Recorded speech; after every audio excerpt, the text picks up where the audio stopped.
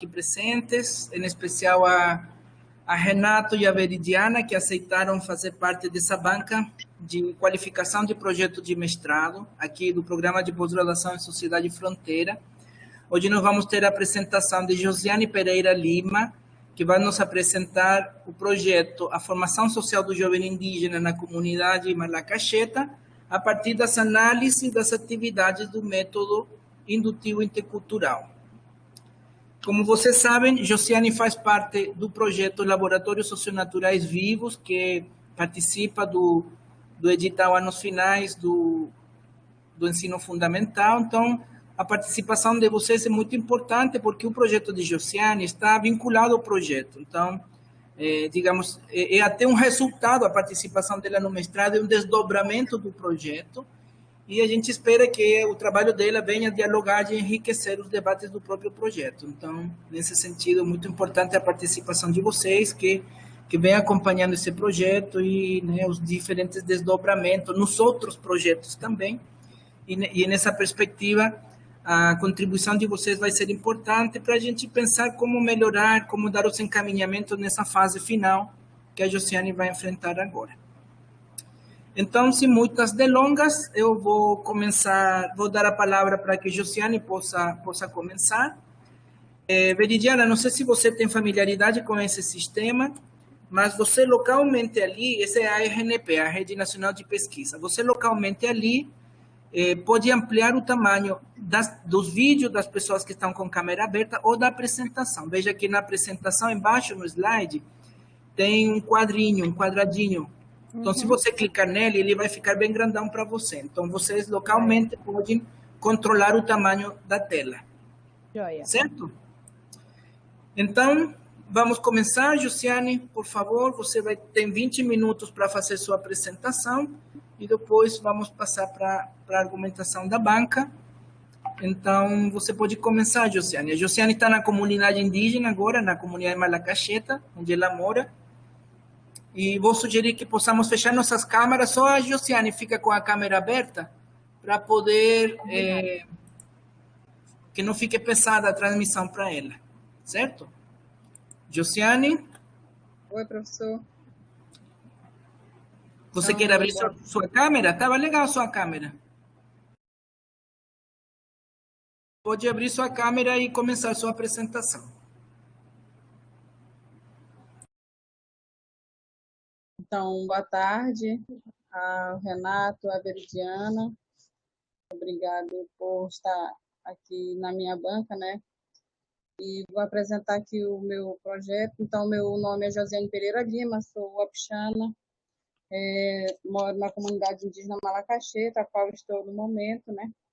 E o meu trabalho de pesquisa é a formação social do jovem indígena na comunidade Malacacheta, a partir das análises do método indutivo intercultural, né? Então, o professor Maxim, como orientador, né, do projeto de pesquisa e também do projeto da Fundação Carlos Chaga, do Laboratório Socionatural Vivo, o qual a gente vem desenvolvendo. Então, a gente já participa há um bom tempo do projeto, né? Sou professora também sou professora indígena, né? Então, diante dos trabalhos, a gente teve uma preocupação de acompanhar alguns trabalhos feitos pelos outros professores, né? E mostra também que a gente precisa de muito para alcançar o ideal, que é desenvolver a educação indígena na comunidade. Então, temos alguns colegas que já desenvolveram a partir do método indutivo, né, com observação nas atividades sociais que a comunidade, o povo indígena desenvolve, né? Então, mas para a gente chegar até aí, a gente observou que a sociedade indígena hoje ela passa por mudanças social e cultural no modo de viver, né, dentro das comunidades, né? Então isso faz com que a gente se preocupe e possa estar buscando, né, pensando como é que é a concepção que o jovem indígena tem hoje, né, a partir do que ele vai à escola, mas qual é a forma, né? Então, será se está tudo bem ou não? Então, aqui eu trago a questão da entrada da religiosidade dentro das comunidades, né? E também o processo que a escola, a partir daquele momento que ela é implantada dentro das comunidades indígenas, como é que é essa relação, né? Também temos a outra preocupação, o qual a gente vê que dentro das comunidades, principalmente as que são próximas à cidade, no caso aqui é Boa Vista, né, a capital Boa Vista, tem mais contato, né, com o povo indígena, diferente das comunidades que são bem distantes, né, e pela proximidade, não sei, isso afeta também, né, dentro da comunidade. E como a gente tem bastante contato com pessoas que não são indígenas, vamos dizer, os brancos, então aí a gente já pode também observar que vem os problemas, maiores problemas ainda, né? Que é a questão de envolvimento com drogas ilícitas, né? Facções. Então, o que esse contato traz para dentro da sociedade indígena, né? O que nós observamos? Então, em pequeno tempo, a nossa população, ela vem crescendo, né? Por exemplo, Malacacheta, ela é 35 quilômetros de Boa Vista, muito próximo. Então, a gente, fazendo uma revisão bibliográfica, a gente pôde observar, né, que aqui na comunidade já não se vive a infância indígena como antes, né? Não se tem um contato, vamos dizer, como antes. A criança hoje ela tem muito contato mais com a questão da vida da cidade do que mesmo a vida indígena, né? Primeiro também as questões tecnológicas, né, as ferramentas. Então todo esse acesso ele faz com que se torne problema dentro da nossa comunidade, né? Afasta a questão indígena e adota as questões não indígenas. Então, pode passar, professor. Então, isso nos remete a pensar, né? Como é que está o jovem hoje, a criança, né, de hoje? Será qual o pensamento que eles, a partir do momento que ele chega dentro da escola e passa o período escolar e termina o ensino médio, qual é a visão que ele tem, né, da sociedade indígena, da sociedade não indígena, a partir da vivência dele, como é que ele analisa hoje, né? Então, isso fez a gente pensar, né, em uma forma de pesquisar e procurar compreender, né, essas contradições que existem. Existe o processo de mudança, né? Existem as imposições que são feitas, né, que são aceitas, as que não são aceitas, e no meio disso ocorrem os conflitos, né, de, de ideias, de união e as contradições. Então, isso possibilita que não se vive mais uma vida como há 40 anos atrás, né? Então, o que me levou a pensar, eu coloco aqui, o que levou as pessoas na comunidade a não valorizar a língua e a cultura indígena? O que a escola traz que afeta a educação indígena? Como o jovem aprende o conhecimento tradicional da sua cultura e atualidade? Qual a ligação do homem e a natureza e os conhecimentos tradicionais wapixana? Então, essas interrogações me colocam a pensar. É certo que nem todos entram no mesmo barco, porém, a maioria, né? Nós temos as famílias que vivem mais afastadas do centro da comunidade indígena, que ela ainda vive muito isso, né? A questão da língua, da cultura, mas a maioria que mora no centro da comunidade, por ela ser tão grande, né? Já não vive esse conhecimento tradicional no cotidiano, né? É muito pouco. Os dias, às vezes, estão numa pescaria, às vezes estão numa juri, então, às vezes vão fazer uma farinha, mas já não é comum daquela família. Então, isso que me trouxe a esse problema de pesquisa. Pode passar, professor. Então, com isso, que fizemos o objetivo para poder entender esse processo dessa formação social que está hoje, né? Na perspectiva da educação indígena, do jovem no contexto atual da comunidade malacaxita.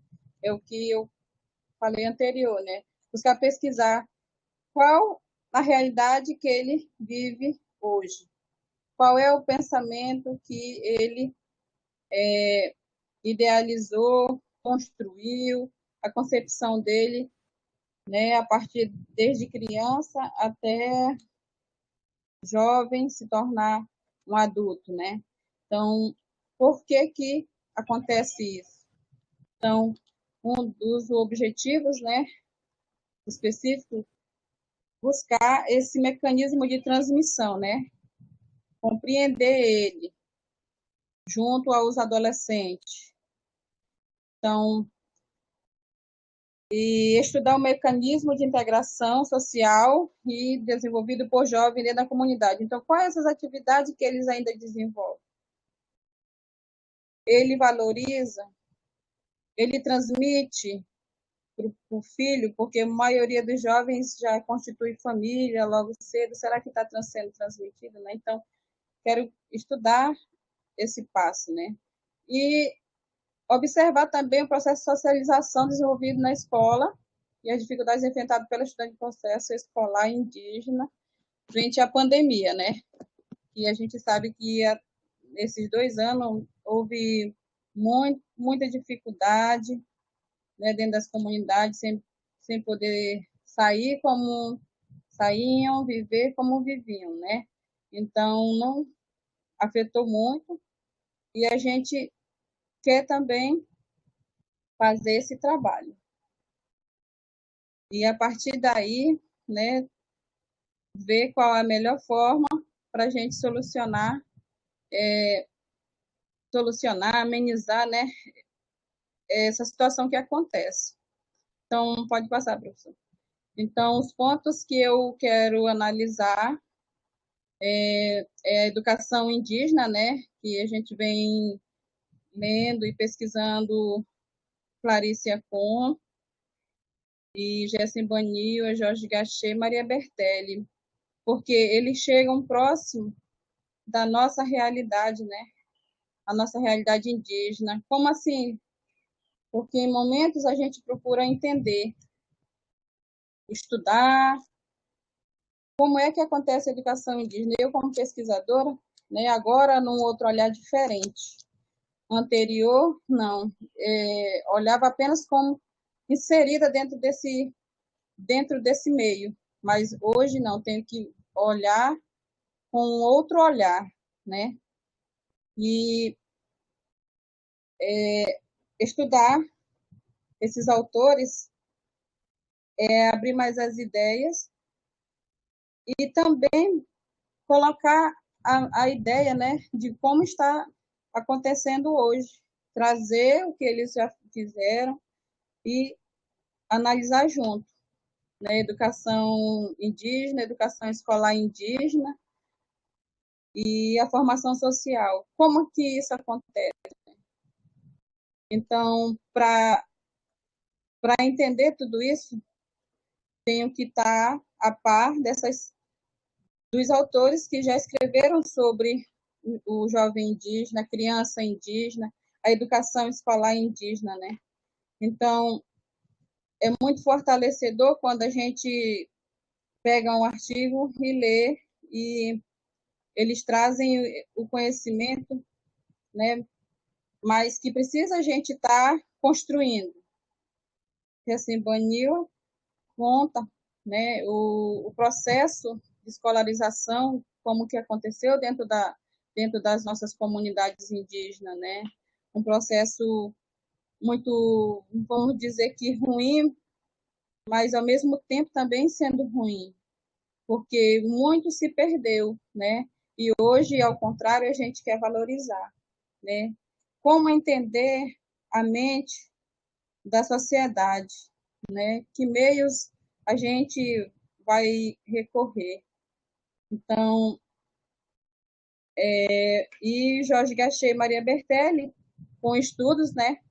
No Peru e na Bolívia, com os professores, mostra a metodologia do método indutivo, uma metodologia na qual deu certo, onde o homem tem a relação com a natureza, né, no qual nós povos indígenas, temos muito essa semelhança, né? Por quê? Porque da terra nós tiramos o sustento, dos recursos naturais nós construímos nossa casa, o nosso alimento. Então, a partir daí, a gente já começa a fazer o sentido, né, nas leituras em que eles nos trazem. E pode passar, professor. E nas atividades, né, e metodologia, o que a gente vai pesquisar, fazer, vai ser a pesquisa bibliográfica, né? Hoje, com a pandemia, a gente está pesquisando mais os trabalhos online, muito pouco impresso, né? Mas a gente tenta ir atrás. Então, também vamos fazer a chamada de vídeo para poder fazer a entrevista, porque nesse momento a gente não pode estar junto, né? Mas a gente pode fazer usando a tecnologia. E aí nós temos também os termos de consentimento livre esclarecido que a gente vai utilizar, né, para poder fazer esse trabalho. Então, se consentirem que a gente faça as entrevistas, a gente vai fazer, mas se não, a gente não pode fazer, né?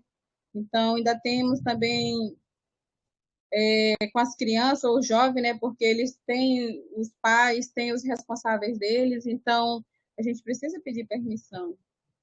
E por último, a gente tem a pesquisa de campo, que é história de vida com observação no desenvolvimento das mudanças sociais.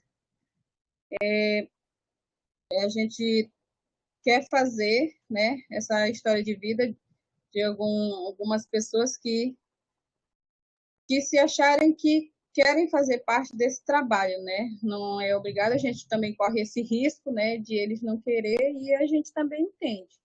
Então, a gente também tem a questão das fotos, né? Porque muitos eles não gostam de tirar foto, muitos não gostam de fazer vídeo, mas a gente procura entender da melhor forma, né? Para isso nós podemos também fazer as escritas onde eles podem definir mais, se sentir mais à vontade. Também, não só em português, né, que nós somos falantes da língua uapixana, muitos compreendem melhor, se expressam melhor falando na língua, né? Então, esse é o trabalho que a gente vai desenvolver. Pode passar, professor. E aqui eu tenho um esqueleto de dissertação, no qual a gente pretende fazer, né? Que nós temos a introdução, o histórico da comunidade, a vivência, né, do cotidiano das famílias, a escola e a comunidade do processo de escolarização, também falar sobre o método indutivo e os conhecimentos tradicionais que nós vivemos, né, e considerações de referência, né? Então, nesse trabalho, a gente quer hoje focar com o problema da pandemia nas questões da das memórias, né? Pode passar, professor. E nós temos, por último, as referências, né? Que a gente está buscando, está lendo para fortalecer o trabalho de pesquisa. Então, esse trabalho ele já surgiu a partir do que a gente vem trabalhando no projeto da Fundação Carlos Chagas, né? Que a gente vem analisar as metodologias dos professores indígenas de Roraima nas escolas indígenas, né? Observar como está sendo feito e o que precisa ser feito para melhorar, né?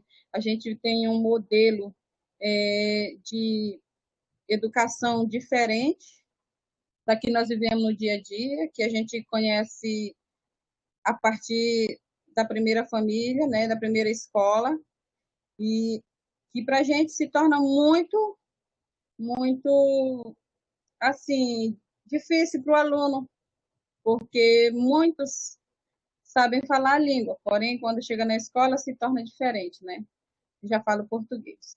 Então, a gente está fazendo a pesquisa de trabalhar no método indutivo intercultural, né, que é trazer as atividades sociais do povo indígena para dentro da escola, né, sem modificar, sem deixar de trabalhar a base nacional comum, documento curricular de Roraima, né, que são as bases.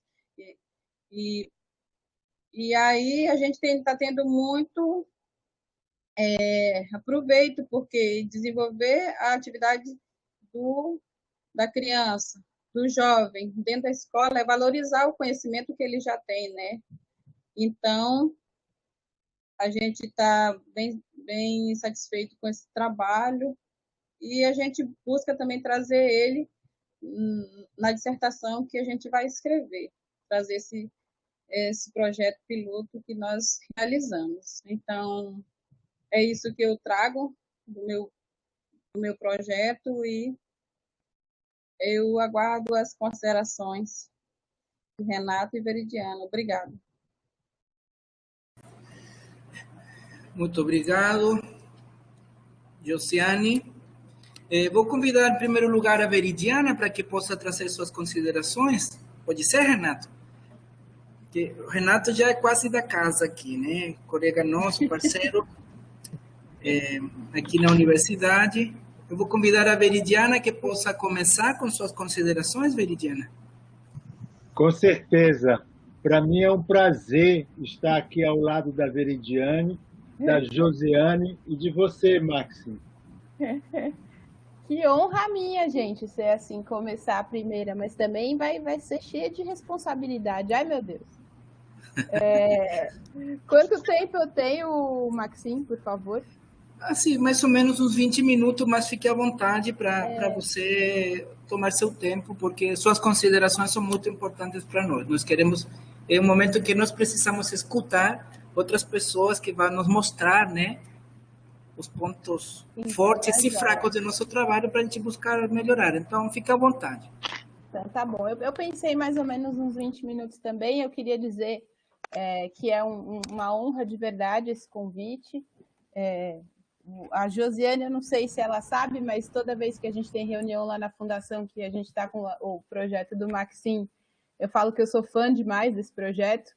Eu sou fã de quase todos, mas esse aí mora no meu coração. A Tias é uma pessoa que abriu o meu mundo para os indígenas, assim, até eu fazer PIBIC em antropologia indígena com ele, eu era muito, muito fora do que é real, né? E foi um mundo muito maravilhoso que desde então eu nunca mais consegui sair. Assim, eu estou sempre meio em busca ali de fazer alguma coisa pela educação indígena, pelos povos indígenas, enfim, o que for possível, no que eu puder ajudar. E então a primeira coisa, eu tenho que dar de verdade parabéns para o Maxim, porque esse projeto é um projeto incrível e é um projeto que tem ele tem perenidade, independente de quando acabar o financiamento do Itaú Social, da Fundação, ele é uma coisa que já mexeu ali dentro com as pessoas das comunidades e isso não se perde nunca.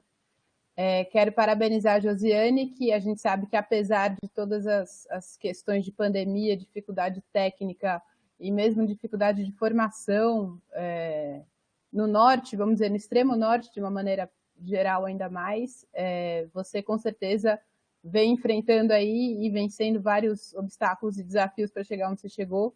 Então, parabéns, siga nessa missão que você vai longe, tá certo? A primeira coisa que eu queria dizer aqui para vocês, tanto Josiane, Maxim e o Atias, é que tudo que eu falar é de fato no intuito de ajudar vocês a pensar outras questões, a ajudar a melhorar o trabalho. Então, eu entendo muito que esse momento da qualificação dessa primeira fase é onde a gente pode, digamos assim, errar. Na dissertação, o bom é que a gente não erre. O bom é que a gente já tenha alguém que tenha conversado com a gente para a gente tentar. Então, assim, esse é um momento que a gente está testando, que a gente está sentindo, que a gente está apresentando. Então, de fato, tudo que eu colocar é no intuito de que vocês pensem sobre, conversem, discutam e vejam se faz sentido, se não faz. Enfim, eu sou uma leitora de fora, né? É bom quando alguém de fora lê o nosso trabalho. Então, vamos lá. Eu fiz aqui, eu vou um pouco por página, Josiane. Se você também quiser me interromper, perguntar alguma coisa, enfim, fique à vontade. Assim, eu posso falar tudo, depois, se você quiser, você conversa um pouco. O Maxim vê aí como é que seria ideal. A primeira coisa que eu te diria é que você fala muito de uma coisa de formação social do jovem. É o termo que você utiliza no seu projeto. Eu sou socióloga, né? E trabalho já com educação há algum tempo também. E quando a gente fala esse conceito de formação social, ele é uma coisa muito ampla. Muito ampla. E você ainda fala formação social do jovem. Então, a princípio, por exemplo, eu pensei que você ia trabalhar exclusivamente com uma faixa etária maior. Adolescentes, alguma coisa assim. Depois do decorrer do seu trabalho eu fui lendo e aí você fala, não, porque de repente quando as crianças entrarem eu anotei aqui, por exemplo, na página 2, você coloca como as crianças aprendem os conhecimentos indígenas. Se a gente for pensar nos estudos de juventude e tal, tem uma separação aí, não exata, mas etária, entre o que seria criança e o que seria jovem.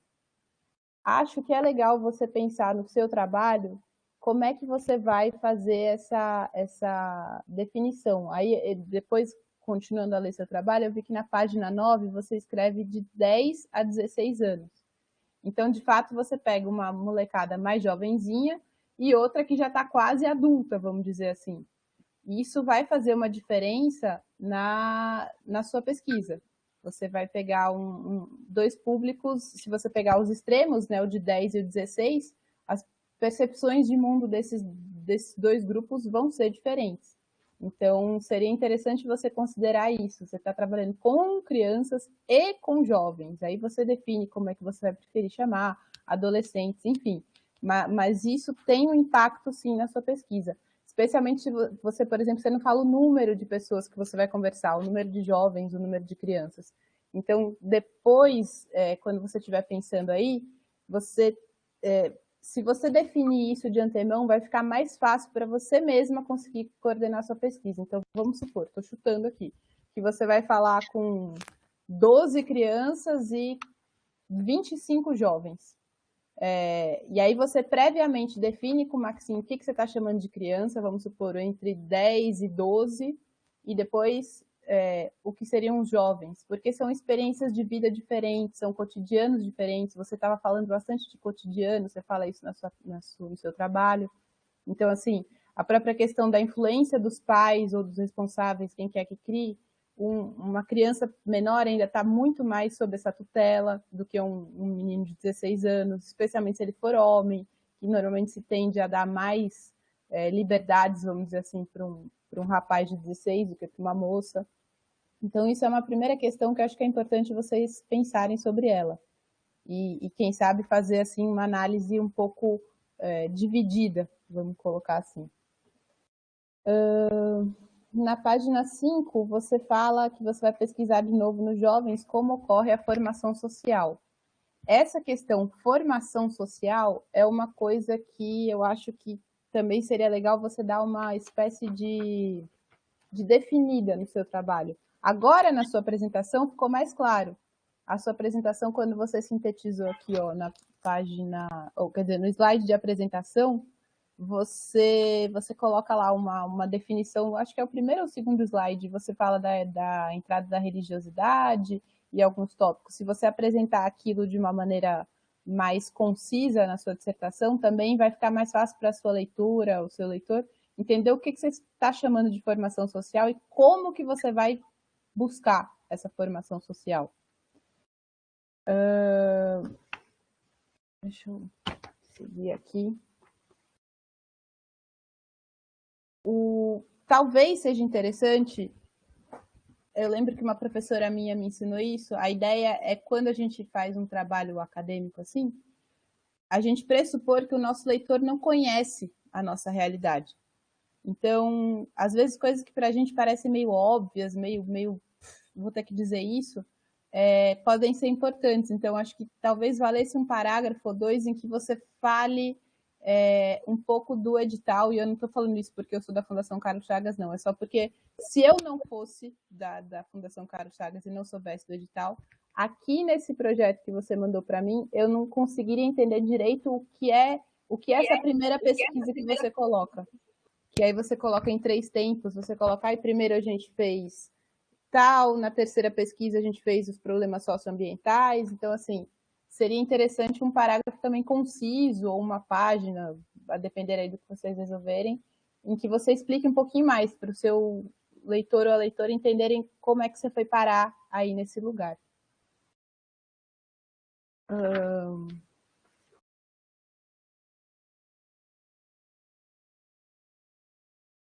Aqui, aí eu coloquei um coraçãozinho, aqui acho que não dá para você ver, mas eu coloquei um coraçãozinho aqui no seu trabalho, porque você coloca na página 6 o que, de certa forma, é um objetivo. Você coloca assim, desta forma, queremos desenvolver este trabalho de pesquisa para melhor entender como os jovens formam a sua ideia sobre o mundo depois de passar anos de estudos na sua vida, e conhecer que concepções são formadas sobre a sociedade no meio em que vive e quais as perspectivas que ele, o jovem, atribui para a sua vida.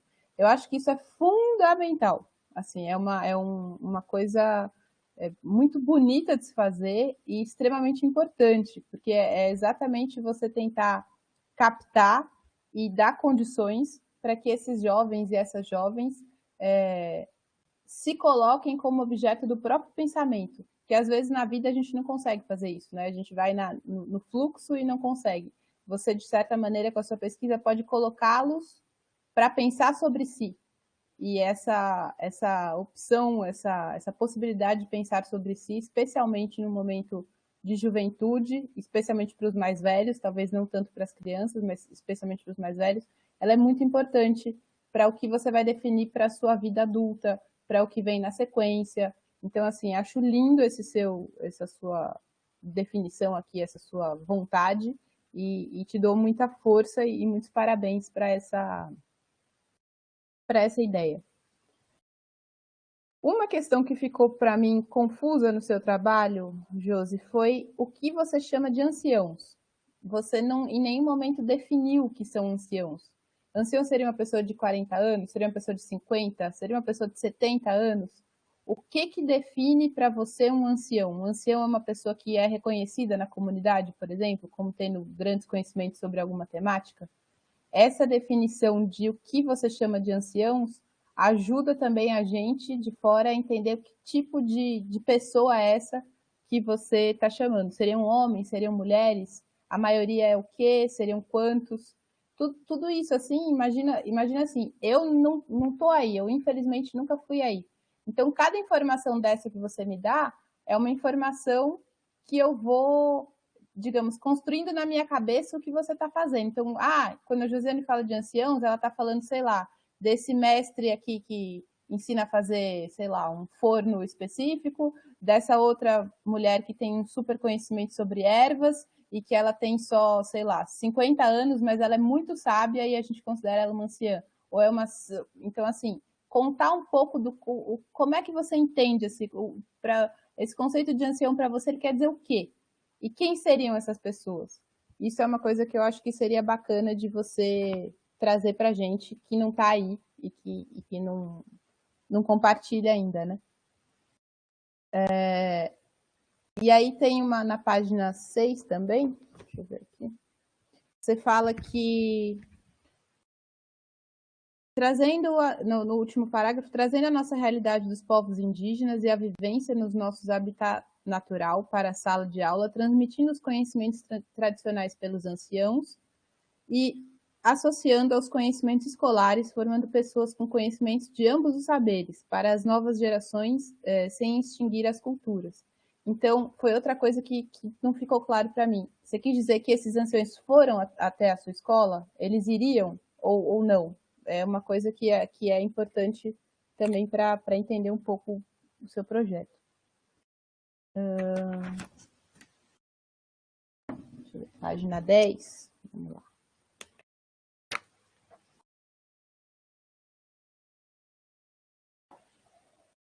Antes da página 10, na página 9 tem uma coisa muito bacana que você coloca também, que eu acho que você pode se debruçar um pouquinho.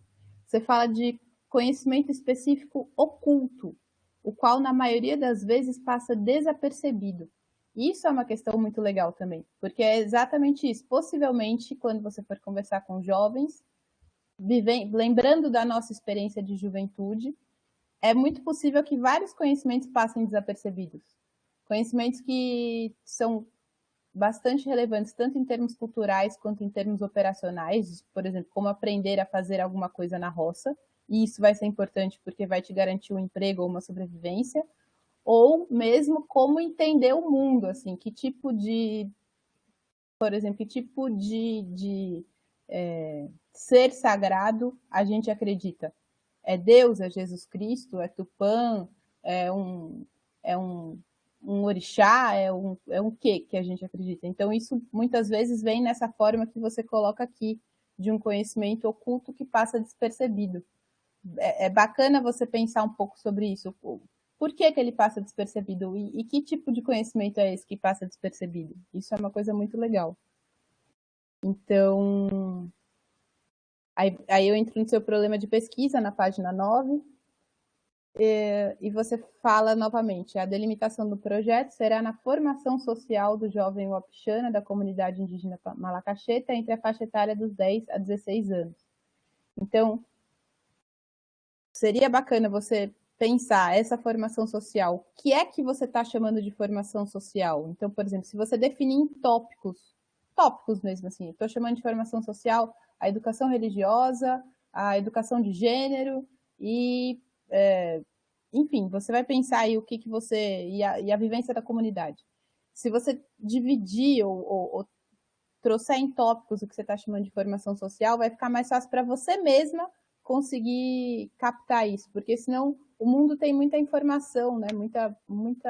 A realidade é muito mais complexa do que a gente pensa. Então, se a gente vai já em busca, como pesquisadora, de uma coisa, outra coisa, a gente não se perde naquele mar de coisas, sabe? Porque é isso, a gente quando vai para o campo, parece tanta coisa legal que a gente quer anotar tudo, quer salvar tudo, quer perguntar sobre tudo, falar tudo, e daí a gente não consegue escrever o trabalho. Então, quando a gente, delimita, fica mais fácil, fica mais gostoso até de fazer, porque a gente fica mais seguro. Então, na página 10, ainda continuando o que você delimitou como problema de pesquisa, você coloca assim, como as jovens aprendem os conhecimentos indígenas, escolares e sociais na comunidade indígena Malacaxeta. Então, eu coloquei aqui, onde você coloca conhecimentos, defina quais conhecimentos, que tipo de conhecimentos, porque conhecimentos indígenas são infinitos. Que tipos de conhecimentos indígenas você quer falar, por exemplo? Que tipos de conhecimentos escolares você quer dizer? Que tipos de conhecimentos sociais? Elenca mesmo, faz uma listinha assim, e pensa sobre isso que eu acho que vai te ajudar. Deixa eu ver aqui, ou seja, é bom, claro, conhecimento ao longo do texto. Tá, é isso que eu acabei de falar, que eu escrevi 2 vezes aqui. E aí você coloca quais conhecimentos tradicionais estão implícitos nas atividades cotidianas desenvolvidas, que acho que tem a ver com isso que você falou antes, do aprendizado oculto, inclusive, e como são ensinados os conhecimentos pela comunidade e pela família. Eu pergunto de novo para você, quais conhecimentos? a comunidade e a família podem ensinar inúmeros. Você tá querendo quais? Se você souber quais, vai ficar mais claro e mais fácil para você. Então, vamos lá. Para a justificativa, sim, fundamental, eu escrevi aqui, essa sua questão aqui que você coloca embaixo. Nas escolas indígenas, temos enfrentado grandes desafios em desenvolver as aulas somente em 4 paredes e sem apoio de materiais, sem estrutura adequada para uma sala de aula e com as metodologias dos livros que mostram somente a realidade das cidades grandes, sendo que os discentes vivem uma outra realidade. Esse ponto seu, ele é fundamental, que eu acho que é o que motivou o Maxime a todo esse projeto e outros projetos de educação indígena que a gente vê, que é essa especificidade da educação indígena. Isso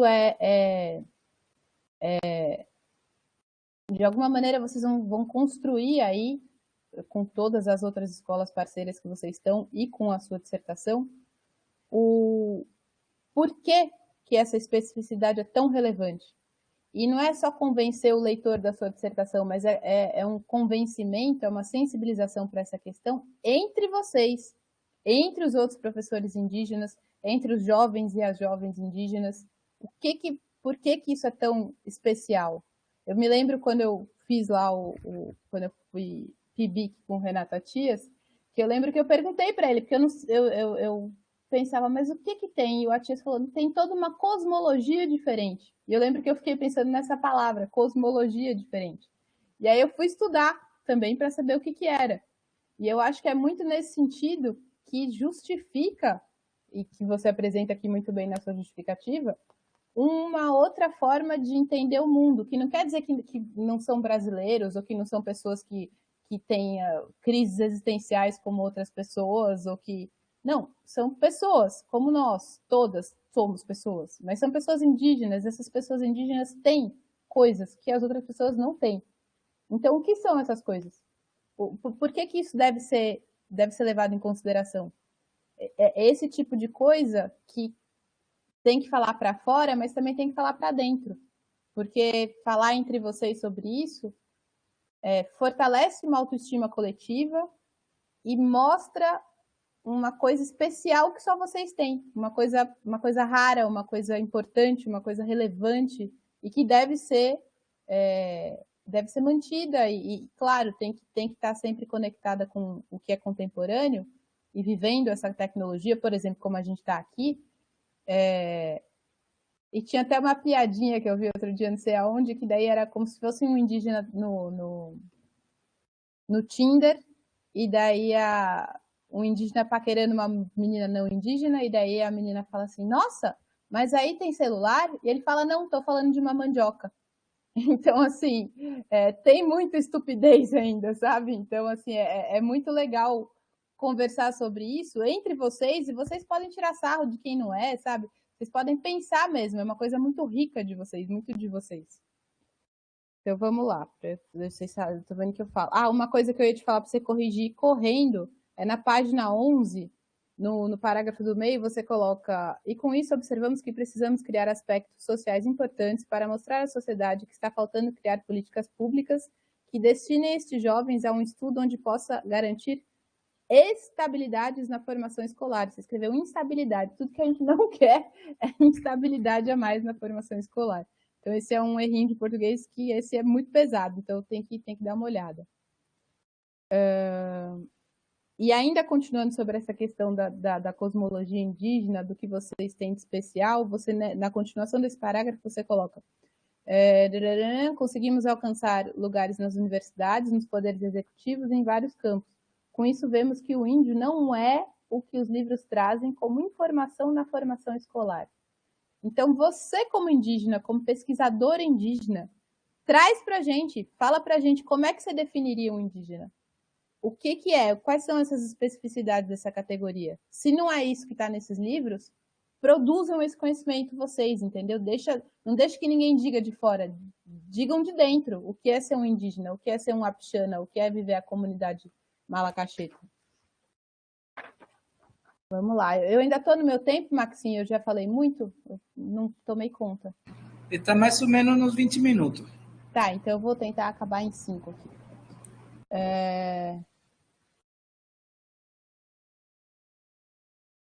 Na metodologia, você fala para a gente que as pessoas Wapixana não gostam de ser entrevistadas ou filmadas.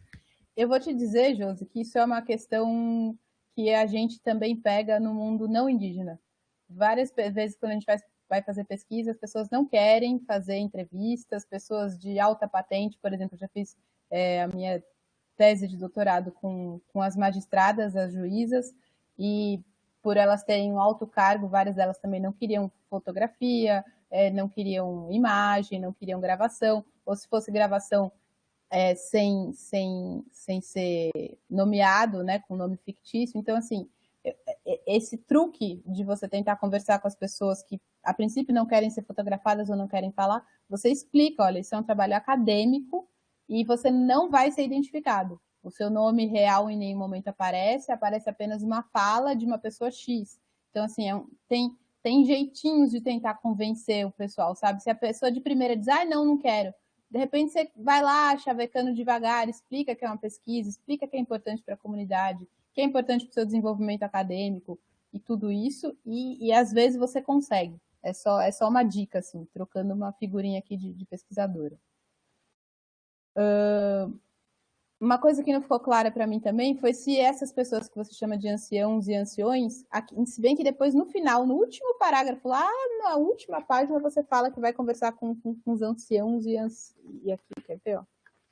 Você fala... Cadê?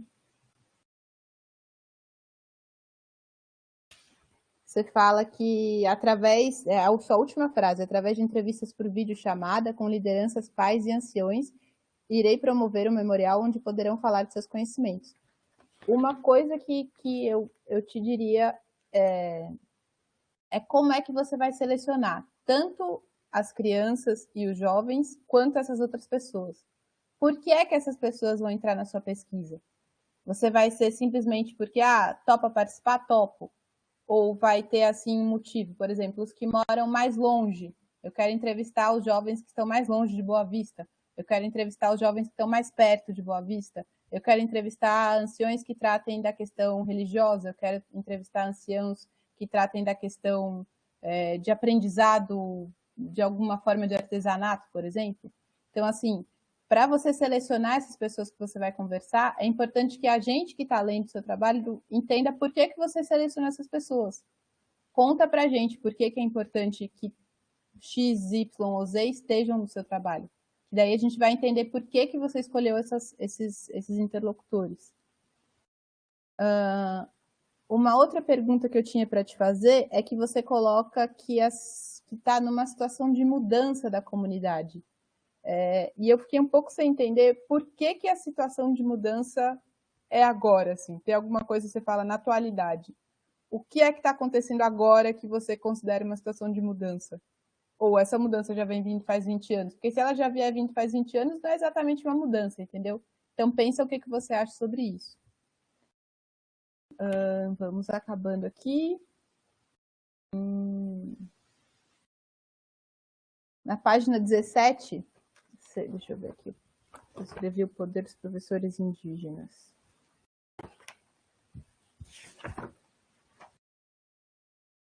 Na página 17, no primeiro parágrafo, você termina assim. Uma vez que essas instituições estão dentro dos territórios indígenas, você está falando das escolas. Uma vez que essas instituições estão dentro dos territórios indígenas e com mão de obra indígena, porém com sistemas de ensino não indígenas. Então, assim, é importante que vocês pensem também como isso é poderoso. Vocês estão dentro da escola, vocês estão dando aula na comunidade de vocês. Então, entre aspas, não importa o que vem de fora, vocês têm um poder. Importa, claro, parcialmente importa, porque você tem que se estar ligado a uma diretriz curricular, mas ao mesmo tempo a escola, a aula, é um espaço de autonomia muito grande. Então, vocês podem definir assuntos e tópicos que façam sentido para vocês, que a ideia dos laboratórios, por exemplo, é essa. O que faz sentido? Que aprendizado faz sentido nessas comunidades? Então, pensar nisso, assim, o que é que faz sentido? Claro que vocês vão ser obrigados a discutir, aprender, ensinar coisas que não fazem sentido, como eu também tive, e até hoje eu não vou saber direito para que eu uso, sei lá, um teorema de Pitágoras. Mas estava lá na base, eu precisava aprender isso e eu tive que passar no vestibular.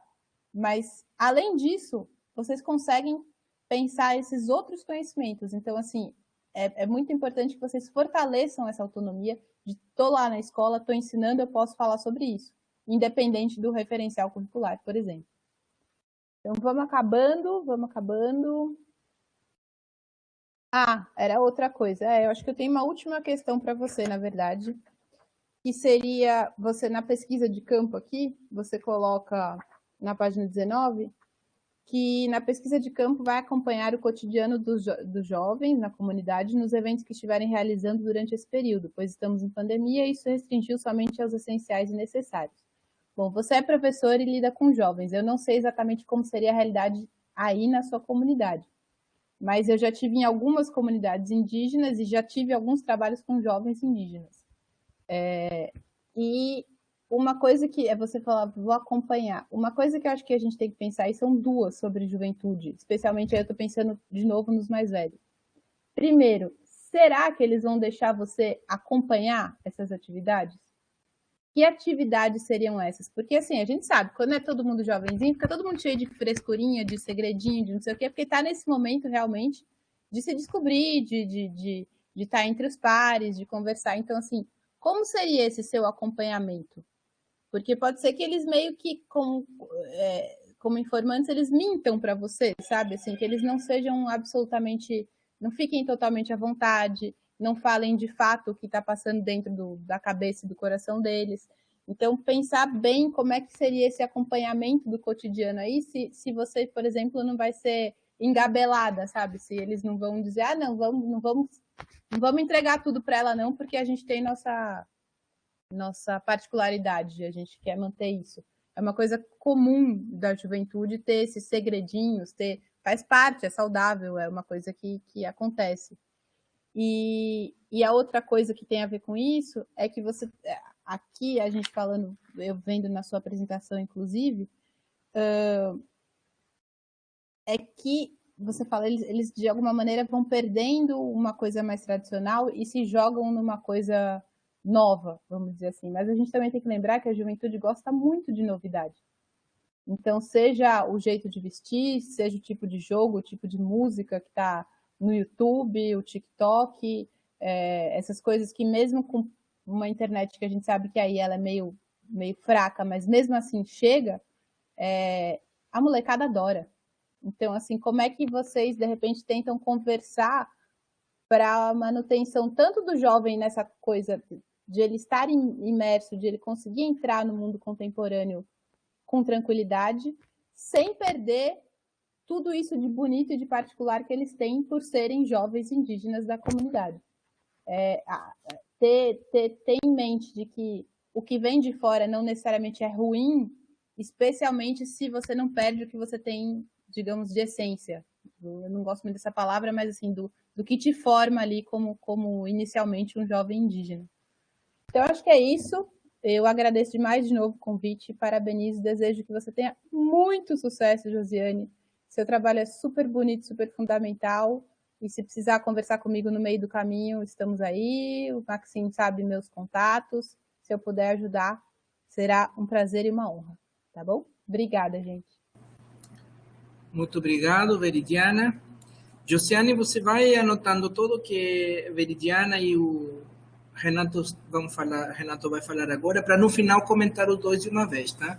Porque essas dinâmicas de videoconferência, para a gente não demorar demais, que fica pesado. Então, vamos chamar o Renato, por favor, para que faça suas considerações, e depois dele você comenta os dois, tá, Josiane? Muito obrigado, Veridiana. Com certeza suas apontações são muito importantes. Renato? Opa, tudo bom, Max? Com a palavra, por favor. Obrigado, eu queria agradecer, Josiane, e como disse antes, é um prazer estar aqui ao lado também da Veri. Eu gostei demais de ler o projeto, né? Foi assim muito legal ler o projeto, a versão que você me mandou já há algum tempo, né? E agora estava acompanhando um pouco a fala, as colocações da Viri sobre o projeto e fui lendo também umas partes do projeto. Eu acho esse projeto fundamental, fundamental no âmbito da pesquisa que você está desenvolvendo, evidentemente, aí, mas, sobretudo, no âmbito da conversa entre os próprios professores, seus colegas aí na Malacacheta, né? Eu conheci a Malacacheta, eu acho que eu te falei uma vez, Josiane, quando eu fui a primeira vez na Malacacheta, foi em 1978, você não era nascida ainda, né? E aí era uma outra realidade, que não é a realidade de hoje, né? É uma realidade bem diferente. Foi quando eu conheci o seu Clóvis, naquela época, assim, já há muito tempo atrás, né? E aí, quem sabe, né? Quando eu olho a Malacacheta de hoje e olho a Malacacheta que eu conheci em 1978, evidentemente eu vejo algumas diferenças, eu vejo algumas transformações, eu vejo algumas mudanças, né? Em vários aspectos a gente percebe que houve várias mudanças, e a gente pode falar isso em termos mais amplos de transformações sociais, né? E você está mexendo numa área que ela eu diria assim, talvez o Maxim pode até me corrigir, mas a escola ele é o cerne dos processos transformativos, inclusive dentro no lugar, a escola ela é parte, é um agente, inclusive, de transformação, certo? Então, aí por isso falei transformação, né? Mas poderia ter usado, né? O lugar por excelência da formação social, vamos dizer assim, né? Então acho que é uma coisa que a gente pode jogar, né? E a educação escolar, tal como ela está sendo executada na terra indígena, lá na Serra da Lua, em toda a Serra da Lua, né? É uma educação que ela foi, evidentemente, melhor do que eu, você sabe melhor do que eu, né? Que ela foi levada e ela foi colocada aí, né? Se você pensar na descrição que o Koch Greenberg fez nos anos 20 do século passado, aliás, nos anos 10 do século passado, quando ele não vai falar de Malacacheta, mas ele vai falar do Wapichana, e a gente vai perceber, né, essas realidades distintas do que são hoje. Evidentemente, como toda cultura, como todo processo, né, cultural, ele não é estático, não é estático, né? Não é como o exemplo que a Viri deu a respeito do telefone celular, né? Ontem eu escutei um senhor aqui no prédio onde eu moro, né, no elevador, e ele dizia: poxa, esses índios agora têm tudo, tem celular, tem carro, Será que eles ainda são índios? Quer dizer, isso não é uma coisa fácil das pessoas entenderem, porque aí né, como sempre, né, a gente sempre dá uma fala com ele de modo para que ele possa perceber, né, o absurdo que ele está falando. Mas nós, né, percebemos essas mudanças, sobretudo nós que já estamos com cabelos brancos e barbas brancas, a gente percebe esses processos de transformação, né?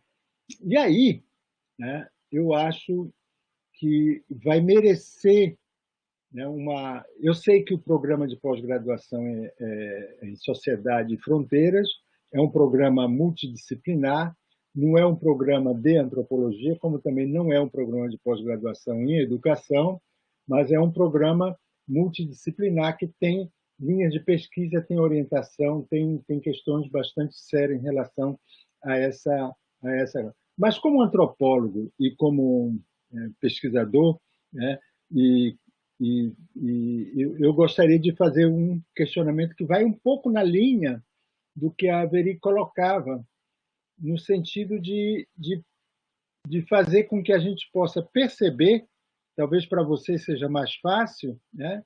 Ou talvez para um ancião seja mais fácil, né?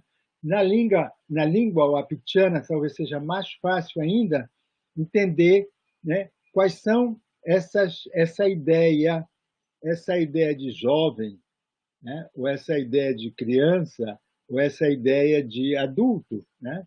Eu digo isso porque eu falo a língua Hup, né? E na língua Hup a gente não tem uma palavra para dizer jovem.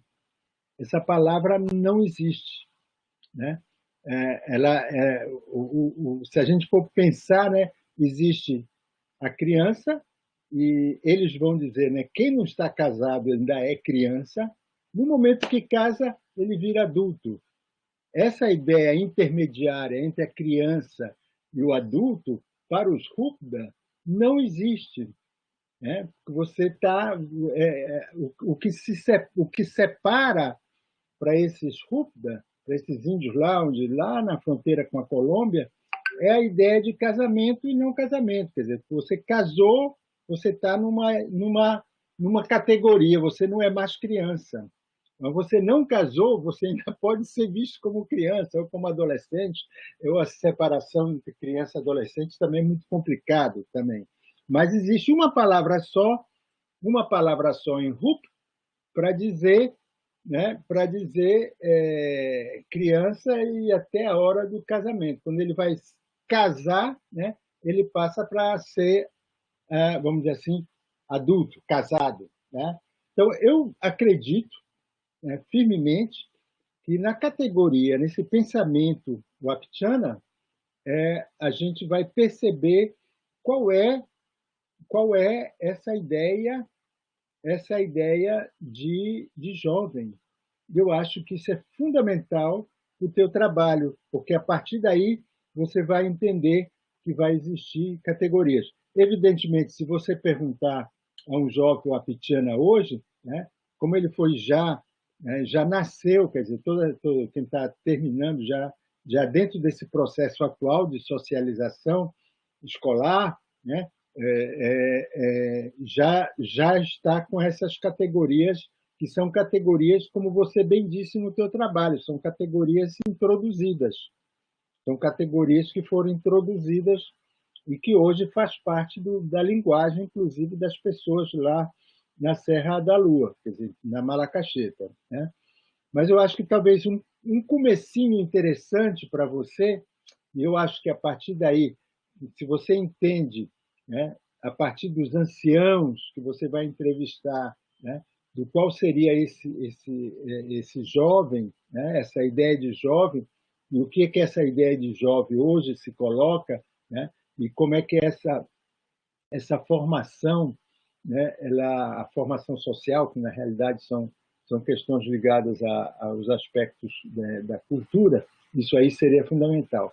Esse é um ponto pequeno que eu estava levantando, mas na realidade ele vai se tornar central para você, porque você vai lidar com jovens, você vai trabalhar com jovens. Inclusive, nos teus objetivos, né, você insiste mesmo que são jovens, né? Você não muda, você insiste que são jovens. Então, isso aí vai ser, evidentemente, a partir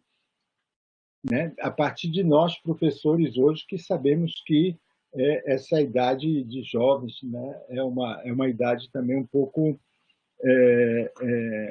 como se fosse uma sanfona, né? Tem alguns que colocam assim, depois aumenta, ela vai diminuir, dependendo do lugar onde está. Esse é o primeiro ponto, certo?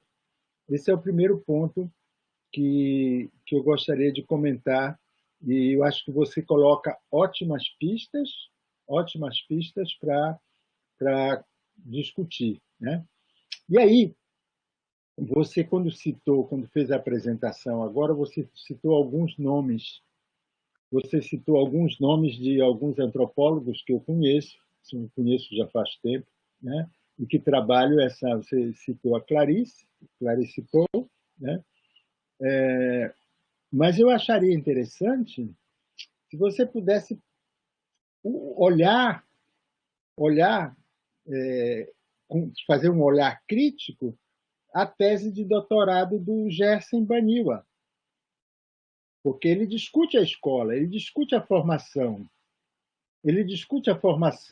vamos dizer assim, social, né, a partir da escola, né? E ele faz grandes generalizações em termos das sociedades indígenas. Eu acho que seria importante você, com a sua experiência primeira de professora indígena, né, olhar essa discussão a partir da realidade que você quer observar, que é a questão da formação social, dentro de um trabalho de um indígena, que é o Gerson, que tem uma tese de dissertação onde ele vai falar da escola, ele vai falar da formação escolar. E essa formação escolar, não sei se você já teve a oportunidade de ler, mas eu acharia importante para você ter até ter um olhar, eu diria assim, até problematizador em termos das certas generalizações que são colocadas, que você conhece muito bem, o Maxime conhece também, as outras pessoas que trabalham com a educação escolar indígena conhecem, né, em termos dos diversos métodos, né, da educação específica e diferenciada para os povos indígenas, né, que eu acho que nós temos, né, e você está trabalhando dentro do método, né, que é o método do Gachet, né, de abençoada memória, faleceu ano passado, fiquei muito triste com a morte do Gachet, porque ainda ficou assim, quase que eu digo, a gente não terminou, a gente estava numa conversa que não chegamos a concluir, e ele simplesmente desaparece, né? Que é uma coisa assim, quando a gente fica assim, fiquei muito triste com o falecimento do Gachet, do Jorge. Então, e aí ele coloca claramente, né, a partir de toda a discussão, né, ele vai colocar essa realidade, vamos dizer assim, específica das sociedades indígenas, né, dentro desse processo também, né, educativo, né, da educação, que eu acho que é uma coisa que a gente tem que valorizar, né? Então, olhando essa parte assim, vamos dizer assim, dos autores, dos teóricos que podem te ajudar, né? Não teria nada em contra o que mas eu gostaria de acrescentar esses autores indígenas, né? Que são autores que escreveram, né? Já se publicou a tese dele, está publicada.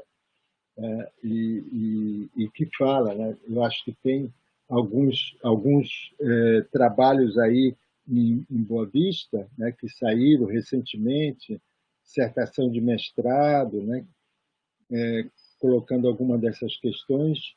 Não me lembro agora de nenhum, mas seguramente aí no Isiquirã deve ter alguém que deve ter trabalhado essas questões mais a partir dessas realidades escolares, a partir dessas realidades, vamos dizer assim, formativas, certo? A outra coisa, e aí eu vou passar para um outro assunto, que para mim é fundamental, e aí um projeto de tese ou de dissertação de mestrado, um projeto de pesquisa para o mestrado, ele é como uma espécie de bússola. Ele vai ajudar a gente a caminhar e a gente enxergar. De vez em quando a gente tem que voltar nele para saber se a gente está indo no caminho certo, né? Porque é coisas terríveis, né? É um exercício acadêmico que ele é muito solitário. Você vai estar sozinha, você vai se pegar sozinha, você vai ter que elaborar, e é um trabalho solitário, né? A gente tem os orientadores, mas nem sempre os orientadores, né, podem estar à disposição 100%, vamos dizer assim, né? Mas é um trabalho solitário, e o projeto bem escrito, bem feito, bem colocado, bem delimitado, ajuda, né? E aí essa parte que eu queria falar é um pouco da parte metodológica. Em alguns momentos, a gente não percebe claramente como é que você vai executar. Você fala que vai fazer entrevista, você fala que vai colocar, né? Mas a gente, em alguns momentos, a gente não percebe, né? E, inclusive, como é que você vai realizar a coleta de dados, exatamente como é que você vai realizar essa coleta, né? Então, aí você tem na página 19, a partir da parte 19, você colocou, e foi o que você falou aí na sua apresentação, você tem algumas linhas, né, que elas careceriam de colocar para você mesma, o que você quer. Você já vai delimitar aí como é que você quer, né? Essa pesquisa bibliográfica que você coloca, exatamente é o que essa pesquisa? Né? Ela está muito genérica, né? E vai colocar o que significa, né? Aí você separa a pesquisa de campo, depois vem as entrevistas, né? Isso aí que eu acho que você coloca como vai orientar, mas ela está, vamos dizer assim, eu diria, sem muita carne, ela está esqueleto, é uma forma esqueleto, né? Uma forma bem esquemática, né? E se você pudesse, né, colocar, ampliar isso aí para que você possa ter mais clareza, para ter mais segurança, sobretudo segurança, né? Seria muito interessante, né? Por exemplo, você diz que vai fazer entrevistas, né? Mas vai entrevistar quem, quantos, como, quando, né? Que momento, né? Que entrevista, né? Depois nessa atividade haverá 2 autorizações. Aí você vê essas autorizações, adultos e mulheres, que eu acho importante ter essas autorizações, né? Mas, porém, o critério de seleção dessas pessoas a serem entrevistadas, né? Elas não estão bem claras, né? Eu acho que poderia ser, né? Poderia melhorar, né? No sentido, não, eu quero trabalhar com 10 jovens que estão que sejam dessa forma. Aí você vai, como você fala, vai acompanhar as atividades, você vai conversar com esses jovens, né? O que é que você quer com os anciãos, né? Em algum momento você fala do conhecimento tradicional, mas o conhecimento tradicional que eu estou colocando aqui, não no sentido que pode lhe ajudar, é você começar o que seria o levantamento bibliográfico, né, entendendo, né, a respeito dessa categoria jovem para os antigos. O que significa jovem para os antigos? O que significou? Será que é a mesma coisa hoje? Né? Quando eles falam jovem hoje, eles estão falando a mesma coisa que falava o jovem anteriormente, né? E o que é que cabe dentro do que você está chamando de formação? Não vou entrar, que eu acho que o Viri colocou muito bem, está chamando de formação social, né? O que seria isso, né? Eu acho que precisaria delimitar. E a metodologia, ela te ajuda a encher, ela te ajuda a você, né, buscar esses dados e coletar esses dados de uma forma mais segura, né? Então, talvez, antes de você começar mesmo, seria, né, junto com o Maxime, talvez, né, dissecar mais um pouco essa metodologia e colocar dentro de um cronograma que possa ajudar, né, como você colocou lá, né, esse cronograma, de ajudar a entender um pouco mais de como você vai coletar esses dados, né? Bom, enfim, né, esses 3 aspectos que eu ressaltei aqui do teu trabalho, né, eles são fundamentais para você, né, para você ter um pouco mais de segurança e tocar para frente essa pesquisa, que ela é fundamental. Eu já estou dizendo isso 2 vezes, né? Ela é fundamental para que a gente possa entender os processos de formação que estão acontecendo aí na Serra da Lua, né? Eu digo Serra da Lua em geral, né? Porque os Wapitiana estão praticamente em toda a Serra da Lua, né? Bom, era essa as minhas contribuições e eu me coloco à disposição, Josiane, se o que você achar que eu possa colaborar em formatar, né, seria muito interessante, né, e fundamental, né? Aí eu não, só quero voltar num outro aspecto bem do que eu falei no início, né?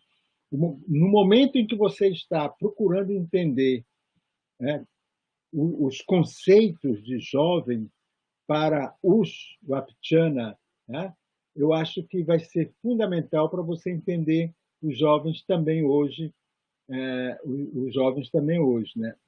Eu acho que e fazer talvez em alguns momentos da sua fala, né, você enfatizou, né, a questão dessa mudança, dessas transformações sociais, que não era mais como antigamente, né? Mas nunca vai, a gente, nós nunca, nós não voltamos para trás, né, em termos históricos, nós caminhamos em direção, nós sempre vamos em direção. E esses processos transformativos, né, eles vão sempre existir, eles vão sempre existir. E a gente tem que saber tirar proveito desses processos formativos, né, na sua mais nos momentos que nós estamos trabalhando, né? Eu acho que isso aí é fundamental, né? Bom, era isso. Pontuei alguns pontos, né? E aí qualquer coisa me coloco à disposição, inclusive para te ajudar a olhar melhor essa metodologia que já te dá pistas para coletar os dados, né? De uma maneira assim bastante concreta, né? O que é que você vai fazer, com quem você vai conversar, com quem você vai entrevistar, como é que você vai registrar, né? Que tipo de pergunta, né? Um roteiro de entrevista fundamental para esse roteiro de entrevista é fundamental para você, né? Que isso te ajuda a guardar os dados de uma maneira mais sistematizada. Mais uma vez, obrigado, Josiane, e sucesso, né, no projeto. Eu acho que você tem muita gente aí, estou vendo outras pessoas aqui, a Márcia, né, a Mavera também está aí, né, que eu acho que vão te dar Elisete, que vão te dar também um grande apoio nessa pesquisa. Ok? Obrigado, Maxime, obrigado. Renato, muito obrigado. Muito obrigado aos dois pelas considerações. Então, Josiane, eu lhe passo a palavra para que você possa comentar as colocações dos membros avaliadores da banca, por favor. Então, obrigado, Renato e Veridiano, pelos questionamentos que vocês têm colocado, né? Que, como quando a gente está escrevendo, a gente quase não enxerga, ainda mais agora nesse momento, né? Então, é só assim, para como não ficou bem definido, a Veridiana, né, ancião são os nossos senhores, né, e senhoras de 40, 50, 60 anos, né, 70, que nós temos aqui na comunidade. Mas muito bem colocado, você colocou que ele não está explícito aí no projeto, né, definindo quem é mesmo, né? Mas vou rever, né, colocar mais explicado, bem ressaltado, né, e dizer assim também a questão do jovem e da criança, né, muito bem colocado por vocês, e para fazer essa definição, né, porque quando vocês colocam para mim, agora eu vejo que eles são duas questões, né, a ser pesquisado. Então, fica mais claro para me poder identificar, né, pesquisar e identificar para poder colocar no projeto de uma forma que possa estar bem explicado, né? E dizer assim, né, os questionamentos foram bem mesmo colocado por vocês, onde eu posso mesmo estar investigando, pesquisando, né? E, assim, agradeço, né, a vocês dois e o professor Maxime, e estarei vendo, revendo, pesquisando mais para poder engrandecer. Com certeza vou estar buscando vocês, né? Obrigado pelo apoio de me ajudar a compreender e escrever, né, essa questão do projeto, né? Então, tenho muito o que colocar, mas obrigado pela essa tarde de questionamento, de amadurecimento do projeto. Certo, Josiane, obrigado. Eu só comentaria aqui, para encerrar essa primeira parte, sobre o impacto da pandemia em todo esse processo, né? Com certeza nos atrapalhou muito, porque nós praticamente não tivemos encontros presenciais já há algum tempo. Por outro lado, isso trouxe outras coisas, né? Não tudo é ruim, porque a Josiane, mesmo estando na comunidade pela internet, assim, ainda conseguimos nos comunicar, e ela não tem que vir aqui para a cidade toda vez, mas também não é como fosse presencial, né? Então, de forma geral, o impacto da pandemia na pesquisa da Josiane e no projeto, né, dos laboratórios também tem sido bem grande. Estamos correndo atrás do prejuízo, digamos assim. Já estamos atrasados nessa qualificação, inclusive. Queria ressaltar como o projeto dela é um desdobramento do projeto dos laboratórios socionaturais vivos, o fato dela ser membro do comitê gestor e depois de participar do comitê gestor, conseguir passar no mestrado e virar pesquisadora a nível de mestrado, com bolsa de ações afirmativas a nível de mestrado, acho que é uma grande conquista dela e quero parabenizá-la por esse processo aí.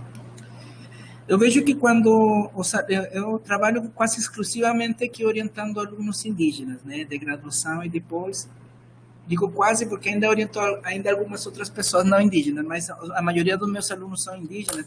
Eu vejo como eles vivem um conflito interno com esses processos de mudança, né? E como é difícil entender esses processos de mudança, digamos. Em certo sentido, são processos dolorosos, são processos conflitivos, de perceber o que está se perdendo, né, tão rapidamente com os velhos, ao mesmo tempo que essa pesquisa traz e aí eu acho que a grande contribuição de Jorge Gachet, que eu venho tentando me debruçar de entender essa proposta de Gachet, de ter uma posição otimista enquanto a isso, e como dizia o Renato, entender que a cultura é um processo contínuo de mudança, de atualização. A cultura não é algo do passado que a gente está perdendo. E quando a gente foca em estudar as atividades, é para tentar entender como nas atividades, mesmo que haja um processo de mudança, ali está a cultura viva. É a cultura das pessoas. Paciência se não é o que eu gostaria, né? Como o Darcy Ribeiro, quando chega ali no Brasil Central e disse, puxa, eu cheguei tarde. Na verdade, a gente chegou e tem o que tem. Eu sinto e eu vejo que Josiane vive um pouco esse conflito, que nós temos conversado disso, mas todos os outros alunos que eu orientei também vivenciam esse conflito, de meio que essa situação dolorosa de perceber que é um processo de mudança sobre o qual não há muito controle, sobre o qual é difícil, inclusive, falar e se posicionar, né? Que é conflitivo. Você também está na Ilha das Flores? Né? Então, isso também é um tema que é interessante a Josiane refletir e que não é fácil refletir. E, por último, o desafio que quando é que você trabalhando volta, Gabriel? no sentido de sair da centralidade da escola, né? de tirar essa centralidade dos processos escolarizados, como se fossem os únicos processos de formação, de socialização, e mostrar que existem fora da escola muitos processos de socialização, que o próprio conceito de educação, no sentido amplo, é muito mais do que a escola, né? Como a Josiane disse, o fato de serem professores indígenas que estão já, né, enquadrados pela escola, eles enfrentam um grande desafio para sair desse enquadramento, eu vejo. Por isso que a proposta de trabalhar essa atividade, a formação, é como um desafio para tirar eles desse eixo entre aspas, essa zona de certo conforto para trazê-los para outra zona de conflito mesmo, de reflexão sobre essas mudanças e as conflitividades que isso traz. E eu acho que essa a necessidade de entrar quando falamos formação social, na verdade nós queremos falar de educação indígena, queremos falar da criança indígena. Eu acho que ali nós precisamos ainda aprofundar, né? Entrar em um debate, como disse o Renato, sobre as categorias indígenas de infância, sobre como se explica a infância, como se entende esse processo de formação desde a perspectiva indígena. E isso é interessante porque nós saímos da centralidade da escola para depois voltar para a escola, com outra visão sobre a escola. Acho que isso é o desafio que temos nesses projetos, mais ou menos. Então, quero agradecer a Veridiana, a Renato, a todos os que estão aqui presentes. Eu vou fazer agora, vou tentar fazer um movimento, Veridiana, que eu aprendi ontem, eu não sabia que a gente podia fazer. E nessa mesma plataforma, eu vou jogar nós para uma outra sala, onde nós vamos poder conversar. Pois bem, eu vou fazer então leitura agora da ata. Então, Josiane, deixa eu abrir aqui minha câmera para essa formalidade. Então, hoje, aos 30 dias do mês de julho de 2021, às 14h30, na sala RNP, reuniu-se a banca examinadora composta pelo professor Renato Atias, a professora doutora Veridiana Paraíba Campos e Maxime Repeto, para avaliar a qualificação do projeto de dissertação titulado A Formação Social do Jovem da Comunidade Indígena Malacaxeta a partir das análises das atividades do calendário socionatural no estudo do método indutivo intercultural da mestranda Josiane Pereira Lima. Então, Josiane, a banca examinadora decidiu aprovar seu projeto de qualificação com as seguintes recomendações: verificar a escrita do português na redação do projeto e as normas ABNT e revisar as considerações colocadas pela banca. Certo, Josiane? Então, seu projeto está aprovado e agora vamos avançar para aprofundar a pesquisa e poder defender o seu mestrado. Eu queria agradecer o Renato, a Veridiana, a Josiane, a todos os que estão aqui presentes. Josiane, você quer fazer alguma consideração final? Só agradecer a todos os participantes, os professores Renato, Veridiana e a você também, professor Maxi, e pelo incentivo, né? E seguir para escrever a dissertação agora. Obrigado a cada um que esteve aqui presente nessa tarde. Certo. Renato e Veridiana, eu vou encaminhar um e-mail daqui a pouquinho para vocês com as declarações pela participação na banca e para que possam assinar eletronicamente a ata, tá? Ok. O sistema Signem. Eu aprendi esse sistema com o pessoal da Fundação Carlos Chagas, eu adorei. Então, eu vou mandar, vão receber um e-mail para que possam entrar no link e assinar, validar a ata eletronicamente e vou enviar as declarações. E vou processar esse vídeo, depois vou enviar também o link do vídeo da qualificação para que possam revisar com calma. E eu vou passar os contatos de vocês dois para a Josiane, para que ela possa procurar depois, Josiane, procura eles e possa conversar com calma com eles, ver, tirar mais alguma dúvida que você tiver. Nós já temos marcado uma reunião de orientação amanhã à tarde, sábado, com as 3 orientandas que qualificaram nesta semana, para a gente avaliar esse processo. Então, de forma geral, agradecemos os membros da banca. Josiane, parabéns, vamos em frente, a todos os que estão aqui presentes. Não sei se Renato ou Veridiana querem fazer alguma consideração final?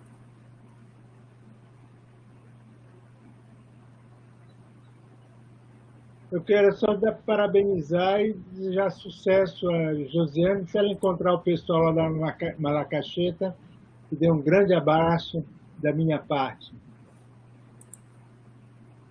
Certo. Eu também quero agradecer o Atias publicamente, novamente, porque, como eu disse, foi quem me abriu aí para antropologia indígena e para um mundo que era todo romantizado pela minha pessoa, e aí, de repente, ficou muito mais interessante do que eu achava. Agradecer o Maxim pelo convite, agradecer a Josiane por aceitar também a minha presença na sua banca.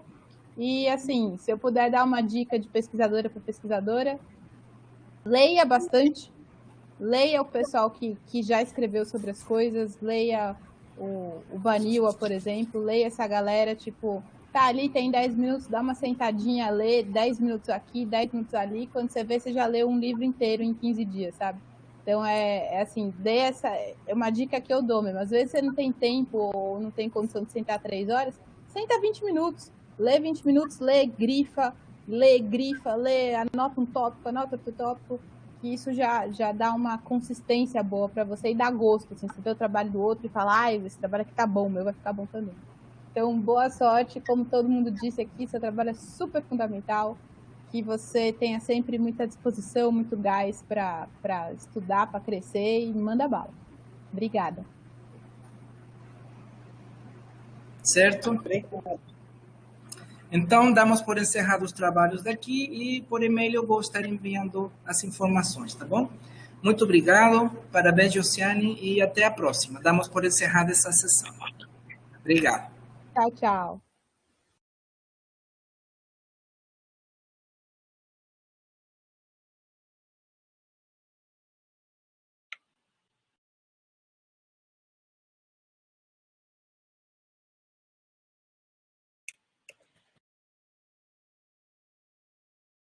Renato, pour ma présentation.